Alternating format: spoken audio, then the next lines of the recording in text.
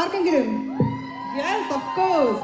എനിക്ക് നന്നായിട്ട് മിസ് ചെയ്യുന്നുണ്ട്. അപ്പം ഞങ്ങളിങ്ങനെ പ്രോഗ്രാമിനെ കുറിച്ചൊക്കെ ആലോചിച്ചുകൊണ്ടിരുന്നപ്പോൾ നമ്മൾ വിചാരിച്ചു എന്നാൽ പിന്നെ നമ്മുടെ കുറച്ച് നാടൻ 1-2 പാട്ടൊക്കെ ആയാലോ എന്ന് വിചാരിച്ചു.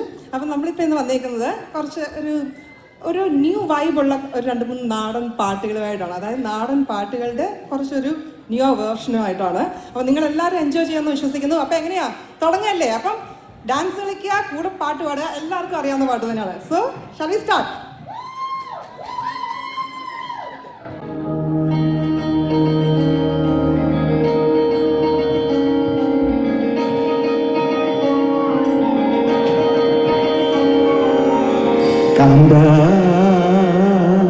ഞാനും വരാ തൃശ്ശൂർ പൂരം കാണാൻ.